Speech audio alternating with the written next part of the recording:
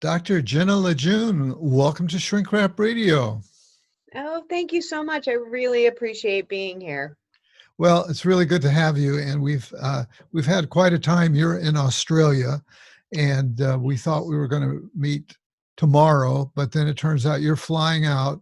So it's 8:30 here for me, and I've never conducted an interview this late, and I've just had dinner, and I get all sleepy after dinner usually, and I had a glass of wine. So fingers crossed. I'm eager to speak with you about your book, which co-authored with Dr. Jason Luama. Somehow from the book, I got the idea that you guys might be partners for life or something like that, married or We what? are. We Oh, are. We're married, and we're also business partners. But yes, we are also married. Yep. okay. I stuck my big nose into that right away, but that's good. Uh, so we're going to be discussing your book that you co-wrote, Values in Therapy, a clinician's guide to helping clients explore values, increase psychological flexibility, and live a more meaningful life. That's a mouthful. It is a bit of a mouthful. Here's the book, just so that people who are watching this on video, so that they can see what it looks like. It's not terribly thick. As a matter of fact, I'm amazed at how much you were able to cover in less than 200 pages. Oh, thank you. There's a lot of great meat, particularly for clinicians in there. So what's the story behind this book? Yeah, so I think I am, in general, an acceptance and commitment therapist. So I work from an ACT orientation. But the thing that really got me interested in ACT was the values piece. And I'm also trained in some other theoretical orientations. And the values bit of it was always just where sort of my heart and my passion was. And it's mainly what I do with my clients in my own clinical work. I'm mainly a clinician. And so I really just wanted to write a book to share my enthusiasm for doing values work, both from my ACT perspective, but also hopefully applicable to people from other theoretical Sure. orientations who may not know ACT or be interested in ACT. And so that was really why we started writing the book. Yeah, the way you've covered it, it's actually, it could almost be a therapy in and of itself. Yeah, Building on whatever other training and skills a person might have, but really it's kind of, it seems like values are so central. Um, and I'm going to be asking you about that actually, but you might be interested to know that I have interviewed Dr. Hayes, Stephen Hayes, the hmm founder of ACT, or Acceptance and Commitment Therapy, twice, and one quite recently, I think just 2 or 3 weeks ago, or maybe 4 weeks ago, about his latest book. And he does talk about values in that book. Yep. And but I part of my job here is to, and just so if anybody's interested in looking that up, I think I have it in my notes here, what episode that is.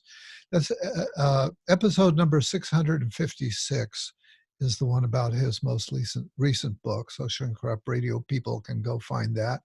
You can too if you want to.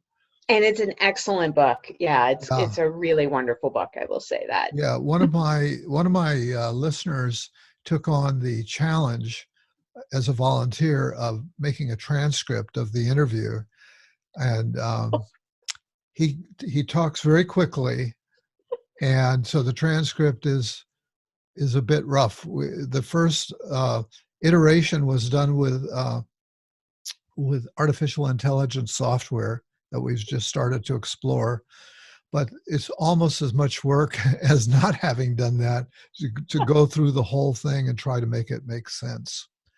Um, Steve is so brilliant when he's speaking oh, anyways. I would yeah, love to see what AI does with how he's speaking. That would just be fascinating to see. yeah. I think I think he's some kind of genius. He's really a yeah. superhero.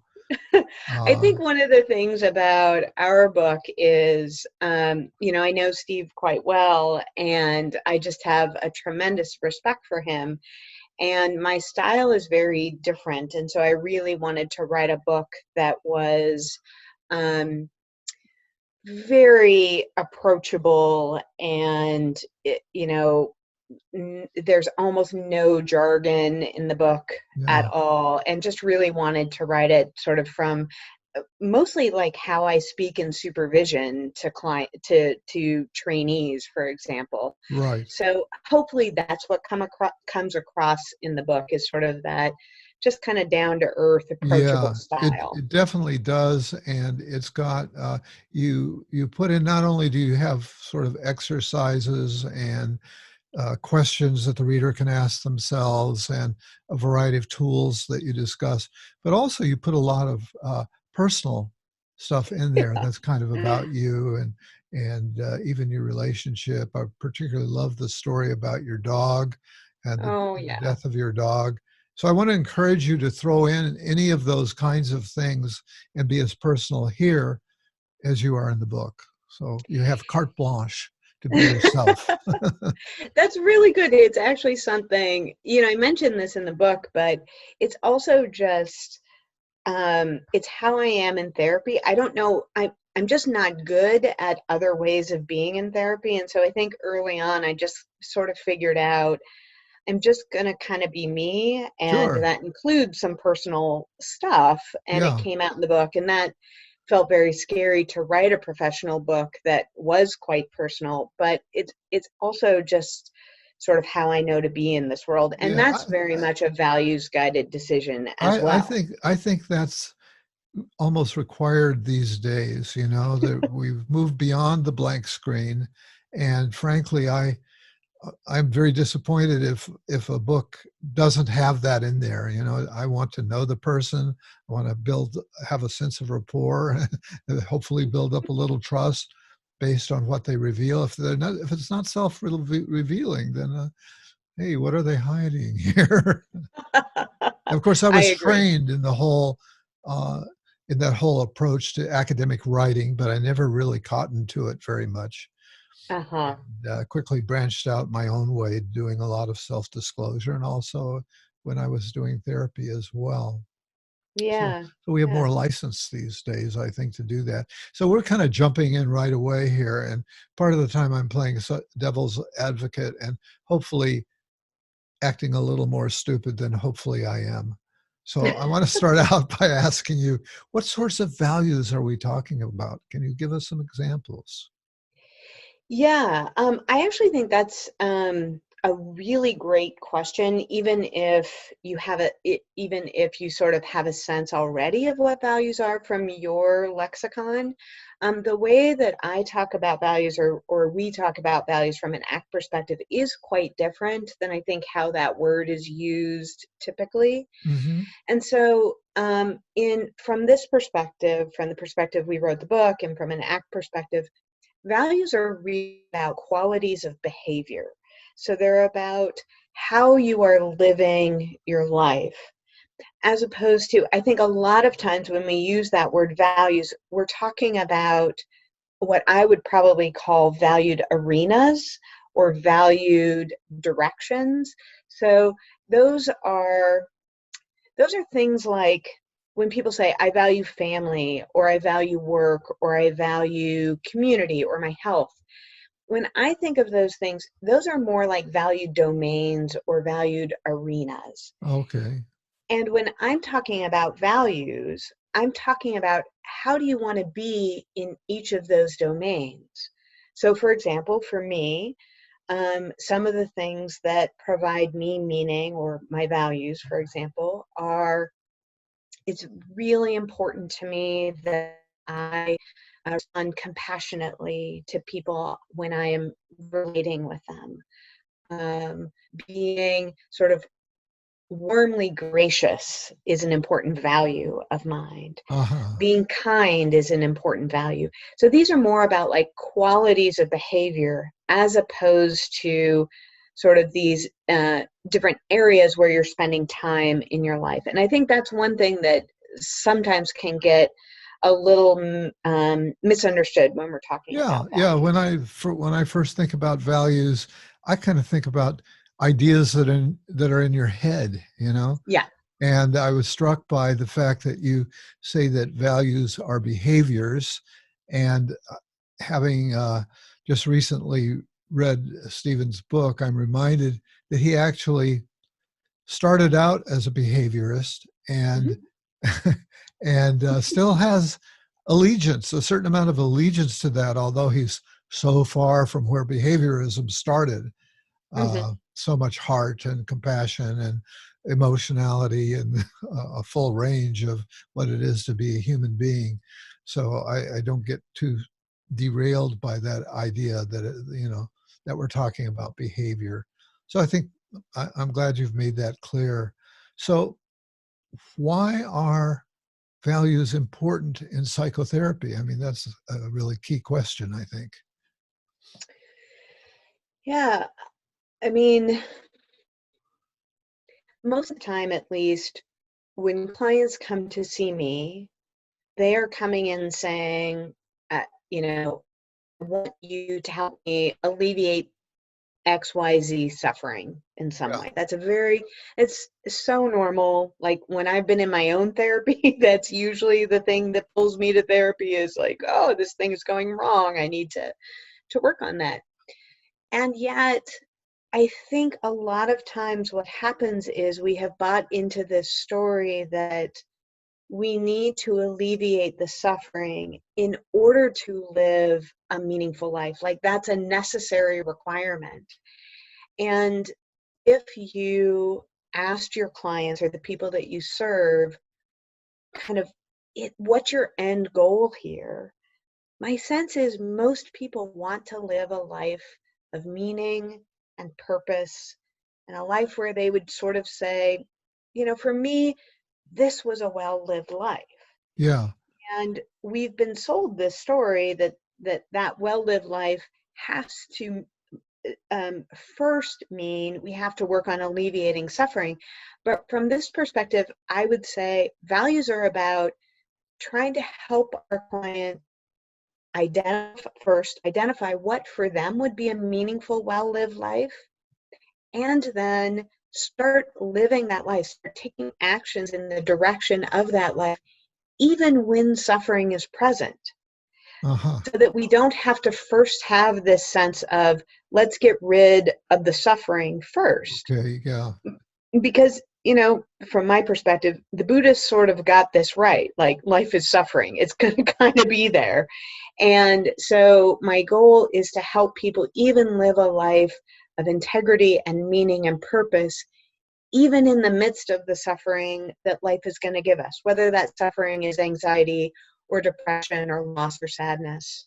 Yeah, I need to insert here that our connection isn't great. You're in Australia, I'm in California, and it's Oh, cutting out just a little bit here and there. And so far, I think it's livable.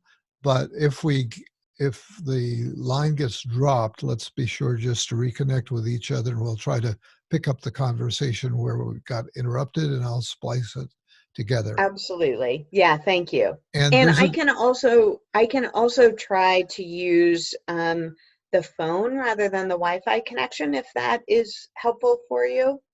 no, because I want to have the video. I think that's so good. So Okay, great. Uh, but there's an image that came into my mind as you were talking about this, and I'm thinking of of iron filings on a piece of paper, and you put a magnet underneath it, and the filings suddenly they all cohere and get organized by that magnet. And that's the feeling that I'm getting about what you're saying is that coming in with values and making that the center of the conversation immediately lines things up in a coherent way. Oh, I love that metaphor. Me I've too. never thought of that. Feel free to steal it. Book number 2, that metaphor will be in there. Okay, okay. And in But yes, workshops, tell people be sure to listen to Shrink Wrap Radio. exactly. That's exactly it. It's a way to sort of orient and align everything that you might already be doing in therapy. So this isn't about necessarily doing a whole bunch of different things, but it's about having what you're doing oriented around something that, again, is about values. Well, one of the topics that you talk about, and I want to remind listeners that the subtitle of this book is something about clinicians, helping clinicians in their work. And so that's really the place that the book is coming from and the main audience. And so one of the things that you address in it is how to begin a values oriented conversation with the client. Yeah. And so let's knock that one around a bit. How do you begin that sort of conversation? At how early do you begin it? And what are the upsides and the downsides? Yeah, so there's different ways of approaching this, and as a contextual behaviorist, I would say, the correct answer is always it depends on the context. Okay. But, but from my perspective, I'm I'm at least thinking about values from the moment I start talking with a potential client. And it is very, very rare for me to get out of a first intake session with a client without talking about values. Because for me, since my work is completely oriented around values, like that is the ultimate treatment goal for me, is to help the person move in the direction of their values. It's hard for me to understand how I would do informed consent if I'm not talking about Hmm. values. And so we may not do a deep dive into what values are or exploring their values, but I'm at least bringing up essentially the idea that the work that I do isn't primarily about helping clients move away from what is painful, but rather it's about helping them move towards what is meaningful and life-giving in their life. And I will have to say, in all my years of practice, 20-ish years of practice, I can remember one client that I've gotten through 2 sessions of an intake of saying, like, I don't focus on helping you primarily move away from suffering, help you move towards what you want. I can remember one client at the end of it that said, yep, that's not what I want. I want you to help me, like, move away from the suffering. And then that's fine. They went and found a different therapist. But Yeah. in 20 plus years, having people say, yeah, I guess, if I could choose, I'd like to move towards what would be meaningful and life-giving to me. So you don't Um, necessarily say we're going to be talking about values. You may not use the word values. I often don't use the word values Uh, because that word means a lot of things right. in our culture that aren't what I mean. Right. And so, I could imagine that there'd be some people who would say, I, I don't think about values. I don't like to think about that stuff. yeah, people often associate values with things like morals, Yes. and that's not at all what I'm talking about. So I'll use words like what's meaningful in your life, or what you would choose to make important, or what gives you a sense of purpose or vitality. Those are the Uh-huh. kinds of word phrases that I will Yeah. use. Yes. But values is just sort of the shorthand word for Yeah. it. Yeah. It's more at the therapist level and the Yeah. therapist conceptual level, but not necessarily so that it's not. Uh, at first, I was thinking, well, is this like psychoeducational? Are you like giving them a lecture about values? But you're not doing that, are you? No, no. And that's actually one of the difficult things about values, is that they are, from this perspective, they're freely chosen. They're very, very personal. So it's not even like I could go in there with a client and say, well, these are the values that most people find meaningful in their life. It really has to be an exploration process with you and your client. So it can't be didactic. in Yeah. that Yeah. way. Good. I'm glad to hear it. And when you say they're freely chosen, um, in the session, you would like them to get in touch with their own values and have them be freely chosen. But many of us come pre-programmed by our parents, by our church, by our culture. Absolutely. Absolutely. And so when I say that they're freely chosen, I what I mean there is they're experienced as freely chosen.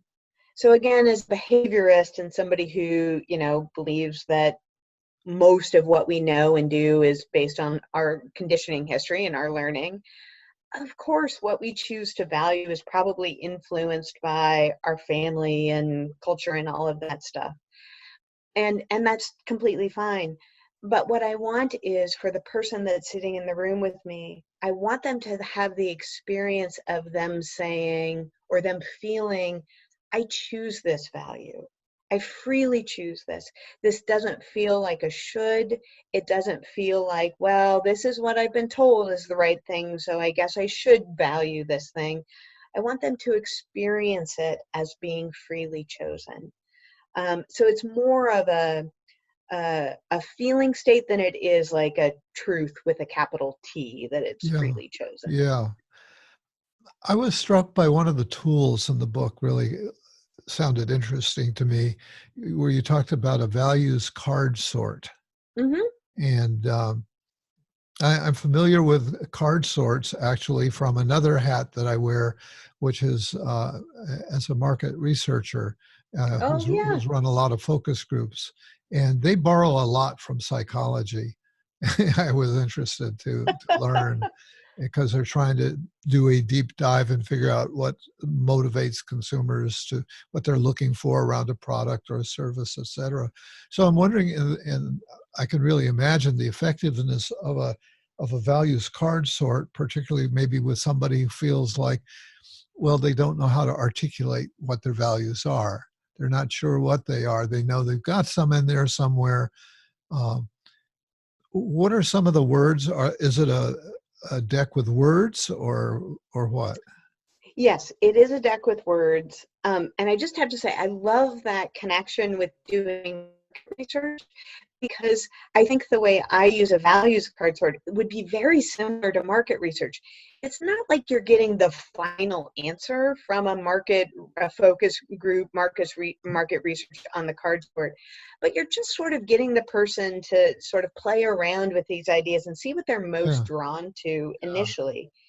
And that's what I'm doing in a values card sort. How So many a values cards? How many cards are in the deck? Oh gosh, I think they're probably in the deck I typically use and the one that's in the book. My guess is that there are about 75 cards. Oh, that's a lot. Yeah. There are, yeah, maybe there are a few less. But there are words like I'll just pull a few out that I can remember. So, um, honesty, beauty, compassion, piety, those sorts of things. Yeah. And so, and I do, like many people do, you're using it for market research or a neuropsych exam or whatever. I do it, and it's described in the book in several different phases. So the first phase, the client's just sorting these kind of very quickly into three different categories. Like, oh, I'm very drawn to that. I'm kind of drawn to that, or I'm not so drawn to that. And then after you get the group that they're very drawn to, then you can start playing with them. And you can do it with all various different ways. You can ask them to group the ones that seem like they go together, or Uh-huh. group the ones, do a hierarchy. Because I think this brings an important piece about values, that values are not words. I'm So when, getting my creativity here is getting stimulated by all of this, yeah, and I'm thinking this could be a party game. This absolutely. could be a great way to break the ice for a group of people that are either meeting as a support group or whatever. Yep. I've been in a men's group for a long time. It would be a great activity for us, to do the 3-pile sort and then see what comes up in the conversation.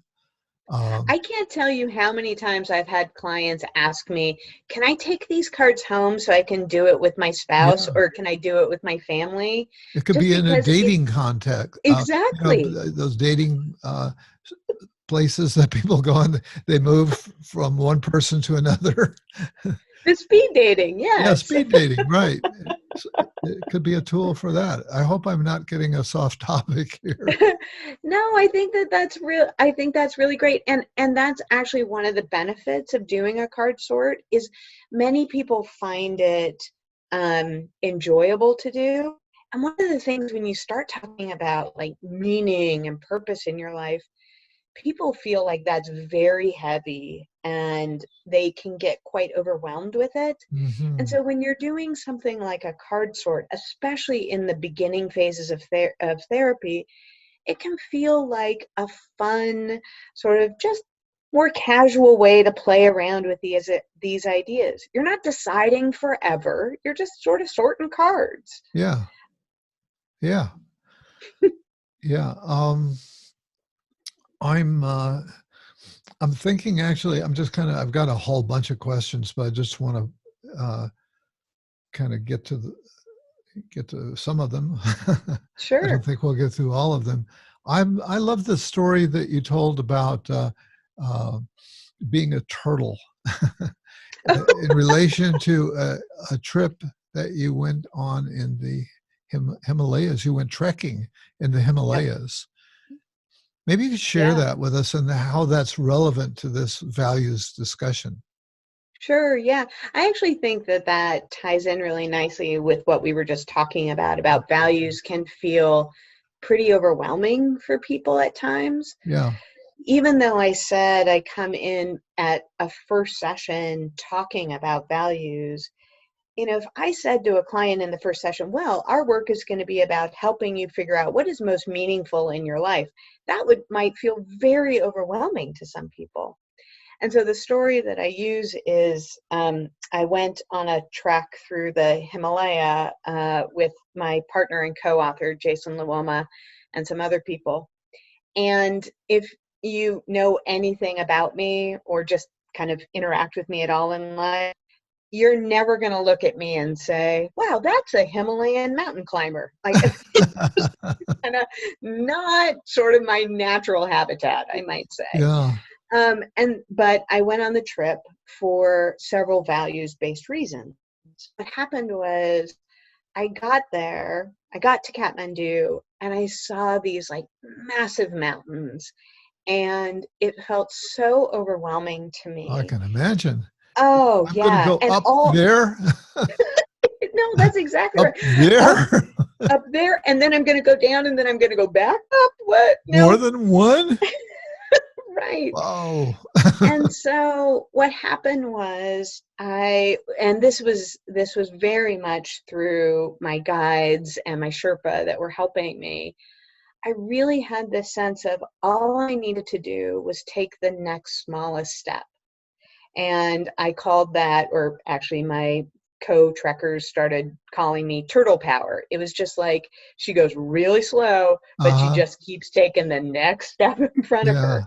Yeah. And that's really what values work is about. It's about, you don't have to like do the most meaningful, like huge thing in your life. What you have to do is right now, in this moment, like even now as I'm speaking with you, I have the ability to take a step in the direction of my values. And it might be a small step, but I'm just going to keep taking that next step. And then over the course of my life, I will have lived a meaningful life. Or, in this metaphor, like eventually, I actually did get to the top of the mountains. And sometimes, shockingly, I got to the top of the mountains first, which was very Whoa. surprising.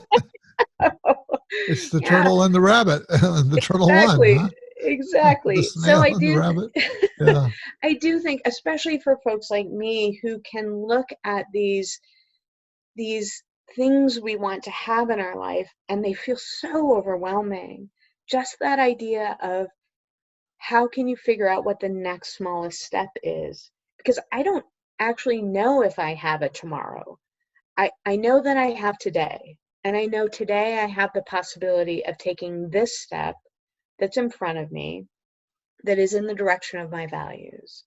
Like speaking Mm. with you, David, I am a very introverted person. And so going on a podcast is really outside of my comfort zone and not something that I would do because it's enjoyable.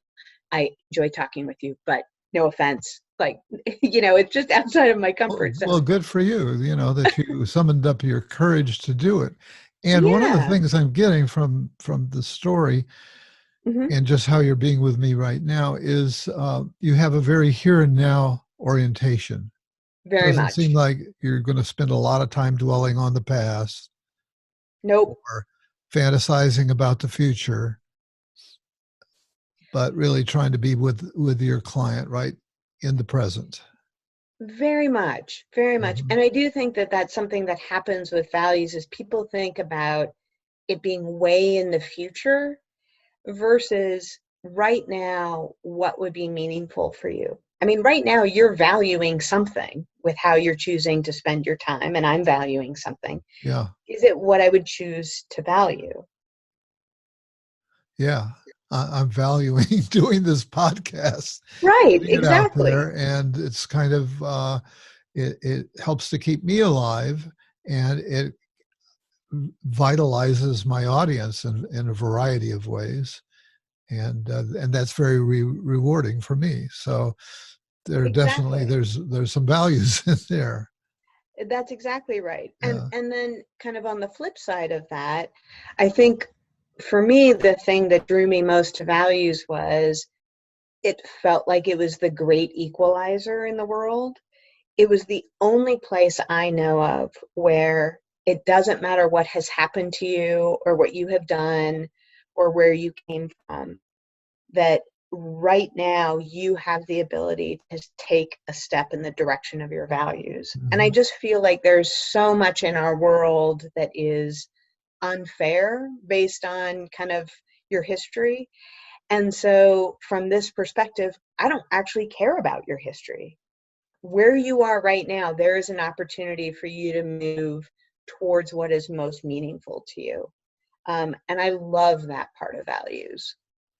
Yeah, and values could change too, right? They could evolve. I believe they have in my life. Yeah, I think evolve is a really good word. I mean, Mhm. if I think about I'm curious about this. I do think it's an empirical question. If you had the ability to look back at yourself at, say, 30 and ask sort of what are the ways of being in this world that are most meaningful to you, is that radically different than it is now? For me personally, I would say it has evolved. It's more rich and sort of complicated and well understood, but it's not radically different, at least for me. Yeah, I was as I said that I've always got two voices going on in my head, right? The opposite is Right. also always true. It seems like I'm thinking, oh Yeah. yeah, we're born with a kind of a character. There's a certain amount that's in our genes, I believe. Yeah. Yeah. And there was another animal metaphor that I'm remembering, which is you talked about the truffle dog. Oh, And yeah. although Yeah. I don't know if there are truffle dogs, I know about truffle pigs. Are there truffle dogs as well? There actually are truffle dogs, and I just don't, I prefer to call myself a truffle dog than a truffle pig. So I Okay, go with that metaphor. okay, I understand. Yeah, so So the idea there is sniffing something out. What is it that yeah, what do you do as truffle dog? as a therapist, I do see myself as, for example, for in this metaphor, a truffle dog. And so the value is the truffle. And a truffle dog or a truffle pig is an animal that is really trained to know sort of what the smell and the context of where truffles lie, and they can kind of guide the truffle hunter to where the prize is Yeah. buried. Yeah. And as a values-based therapist, like I have a fair amount of training and experience with sort of knowing where values might lie. Like I can kind of feel it when it's happening in a session. I know what it sounds like. There are certain qualities in a session that Uh-huh. come up where I sort of have a sense of like, oh, there's a value there. And so my job as a truffle dog in the session is to help guide my client towards those places where values might lie. Yeah. And there are a lot of qualities that you might be looking for, but four main ones that we talk about in the book are when you're having conversations with clients and there's a sense of choice, like where a client has this sense of like, oh, you mean if I could choose anything in the world? If there's a sense of vitality or life, if there's a sense of really being in the present moment, and then if there's a sense of willing vulnerability. So this like willingly, would you step into something difficult? Um, if those are there, you're probably close to a value. And Yeah. so So those are the things I'm your trying to trained look at. instinct, your trained instinct is Yep. kind of looking to home into those kind of energy Yep. nexuses. Uh, and I'm remembering that there's a major concept that runs through here and through Hayes's work, which is psychological flexibility, which I find, Yeah. talk to us about that. That's such a fascinating Yeah. phenomenon. So the our book focuses really on this one aspect of values. But from this perspective, you can't really live a values guided life without having some other skills to help you when barriers show up. And those skills, from an ACT perspective, we call psychological flexibility. So really, my very, very simplified way of explaining psychological flexibility is simply it is the ability to be with what is, so that is your own thoughts and feelings and experiences, and either persist or change in your behavior in order to continue towards your valued ends. So it's really what it is. It's just like, can you have your thoughts and feelings as they show up and still move towards what's most important for you? So in other words, not be bound, not be stuck by preconceptions. Exactly. And Yep. yeah, I think of it as the old metaphor of a rope versus a stick. And a rope, of course, is flexible, and it's hard to break a rope. You can't break a rope, Exactly. but you can break a stick. And so Yeah. when we're real rigid, we are susceptible to either breaking or being very fearful that we're about to be broken. Yeah, and the rope is able to shift based on our context, whereas the stick isn't really malleable. I mean, it Yeah. might work really great in one context, but if we know anything about life, it's that context changes. And so we really need to be able to have these skills. And ACT has, certain terms and words that we use for these skills, but other orientations have different words for it. But we need to have these skills to be able to deal with the barriers that can show up when we're on our valued path. Yeah. Yeah. The idea of the card sort and the list of values also made me think of positive psychology, Mhm. Seligman's work listing strengths, Absolutely. psychological strengths. Yeah. Absolutely. Yeah. And the only difference I'm certainly not saying that I am an expert in positive psychology. What I might say here is from my understanding, values are about what you would choose. They aren't even necessarily like what you're good at right now. Hmm. They're what you would choose if you were free to choose. Like maybe you might have a story about yourself that you're a jerk, or you're a mean person, or you're selfish. Well, if what you would choose is to be kind or generous or open-hearted, some of those values, like that's what we want to be focusing on, as opposed to sort of what are your innate strengths. Hmm. Yes. And I'm thinking psychological flexibility somehow also might correlate with growth, because it would be hard to grow Yes. if you Yeah. didn't have the flexibility to let some new ideas in, or some new behaviors, some new ways of being. I think that is actually a much better simplification of it. It's not possible to grow if you're not flexible. Like Yeah. that is what growth is. And so it's just simply the ability to grow. Yeah. Yeah. One of the things that you distinguish between uh, in the book is values and shoulds. Maybe Yeah. that's worth talking about. Sure, sure.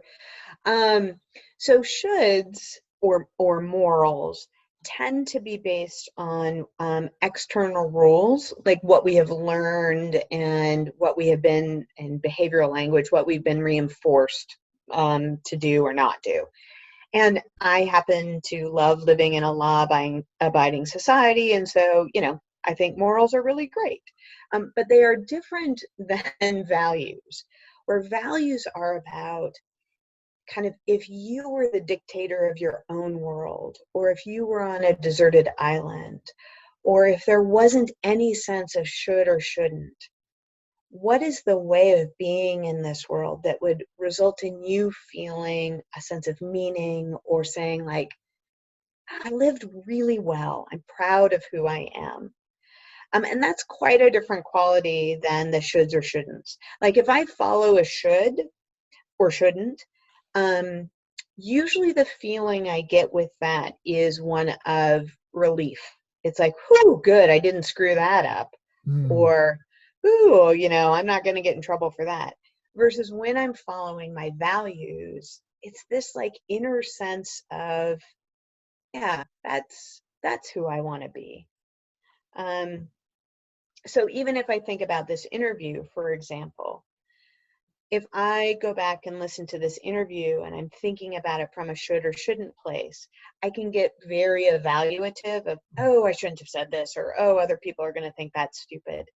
If I look at it, if I'm focused on my values and just like who I want to be in this world, yeah. then there's more consistency there, and it's more of a sense of like, yeah, that's kind of who I want to be in this world. Right. Right. Yeah. So I hope you will listen back and not be judgmental. It'll be a good. Sometimes that's hard to do, right? Because we'll have Right. these judgments about ourselves, and I know, with time, I've become very comfortable doing this, and even can look back and sometimes have a twinge, that one happened in this interview where there was a little blank space as I kind of didn't know where to go next.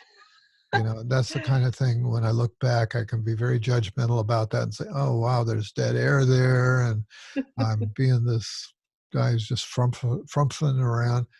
Judgments, self-judgment. So I try to nip those in the bud as much as We I all have can. minds. Yeah, Minds love doing that. And that's actually where the psychological flexibility comes in, is how do you deal with it when your mind gives you those sorts of judgments? And are you going to get sidetracked by those judgments and evaluations and stories?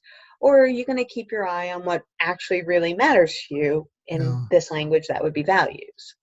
And what I've been learning is that that's a place where mindfulness kind of comes Yeah. in, is that those judgments, those self-judgments can happen so quickly that they become sort of like unconscious.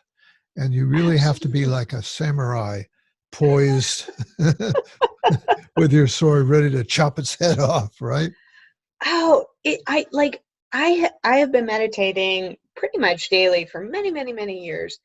And still, most of the time, I don't even notice when the judgments are happening. They just seem like truths to Yeah, me. yeah, And yeah, so you're exactly right. It's like being in the movie The Matrix and sort of slowing down time and noticing when the thoughts and judgments come up. Yeah, it's Uh-huh. very much Yeah, mindfulness based. yeah. One thing you talk about for therapists to do, I didn't fully understand it, was something that you called value prototyping. Oh, yeah, yeah. So values prototyping is just one tool that you can use with your clients as a way to help them explore what they might choose to value in their life through intentionally valuing. So it actually comes out of design thinking, and actually this book that comes out of Stanford University called Design Your Life, Huh. or Designing Your Life.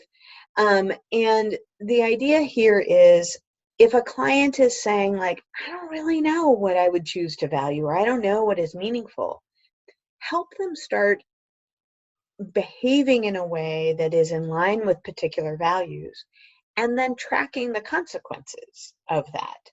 And then deciding, hey, that actually didn't seem that meaningful to me when I was valuing whatever fun or, generosity, but it was really meaningful to me when I was valuing beauty or patience, for example. And so values prototyping is just simply about learning through doing. And you can do that with your clients. It's also a way for you to do that as a therapist, because what I would say is, and there's a lot of this in the book, as therapists, we also have to be really clear about what our values are in the therapy room and what's Yeah, guiding us. yeah, And so you can play around with that idea for yourself as well as a clinician. right, right. So it's kind of like the idea of having therapy for yourself, or if you're going to be a psychoanalyst, to be analyzed, Yep. that it's important for the value-oriented therapist to have some experience with being in touch with their own values. Oh, absolutely. Absolutely. Yeah. Yeah. One of the questions that you raise in the book, you write, what about values conflicts? Oh, yeah, that's a good question. What about values conflicts? Yeah, I would say that's probably one of the most common questions that I get asked about values. But, to be totally honest, it's not something that comes up a lot for me in my clinical work.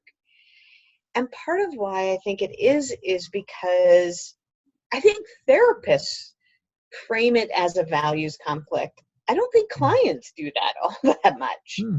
Um, and one of the ways that I think about it is, if we're starting from the assumption that values are not words, but values are sort of ways of being in this world, then to say that there would be a conflict, like maybe there's a conflict, you might think there's a conflict between being playful and being sort of, I don't know, patient in the world, let's say. Yeah, But those are words. If your value is somewhere like combining playful patience, then there's no conflict there.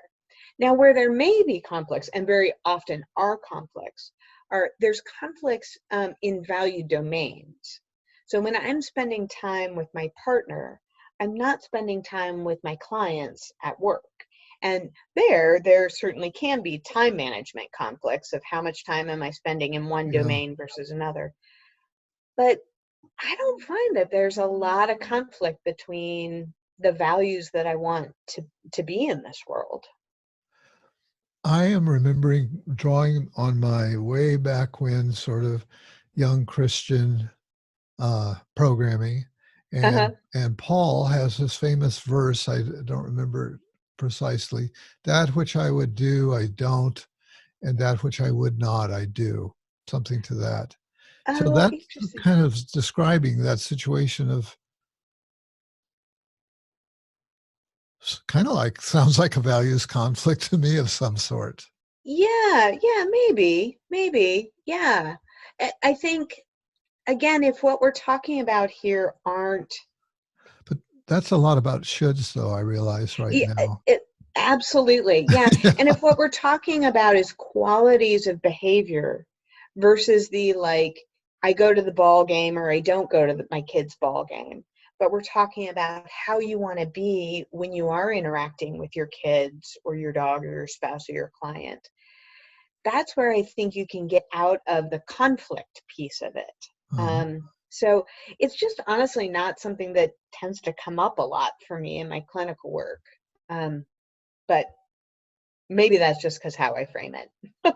Okay. Well, I wonder if there's anything that we haven't touched on here, because the book has an awful lot in it. Is there anything that you'd like to add that you might feel like, oh, geez, I didn't talk about X, Y, Z? Yeah, I feel like we covered a lot of it. I guess the one piece I would say is part of what I really love about doing values work as a therapist is it feels profoundly meaningful work to me. Mhm. And I really think that what clinicians do is very difficult. Like, if you do it well, if your heart is in the work, it's really difficult and emotionally, it takes something out of you. And so the way that I think about it is if I'm going to be investing something that precious as my heart into my work, I damn well want to make sure that it is worth something very important.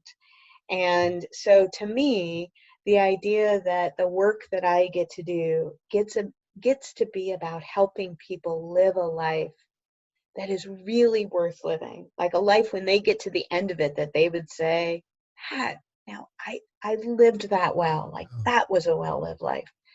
That to me feels like very honorable work to do. Oh, When I am yeah. only focused on like is my client's SUDS ratings go down, or are they slightly less suicidal now, or that sort of thing, Hmm. man, that's when burnout happens for me. So I Yeah. guess that would be my final pitch, is thinking about values to help the therapist as a way to orient their work and have their work feel meaningful and life-giving to them. Well, that's an inspiring wrap up. What if some therapist readers want to know more about your work, maybe know about workshops that you have scheduled? Like right now, you're in Australia. I assume you've been doing workshops there. Is that I'm right? actually not doing workshops here, Oh, which is a little surprising. No, we're down here. We normally live in Portland, Oregon, so we try and come to the Southern Hemisphere during the darkest of the gray time. I'm oh, writing right now. oh, okay. But yes, we do give workshops. Our clinic is portlandpsychotherapy.com, and the place where therapists can find our workshops is portlandpsychotherapytraining.com. Okay. Um, but then also, like any good ACT therapist is going to be able to help training and ACT, and you can find peer-reviewed ACT trainers at contextualscience.org. Okay. That's a lot of stuff there. A lot of Good. stuff there. They've got Hopefully there'll be choices. links. They have choices. They So, do. Dr. Jenna LeJeune, I want to thank you for being my guest tonight on Shrink Wrap Radio. Thank you so much, and I really appreciate you giving me the chance to share this thing that I feel really passionate about.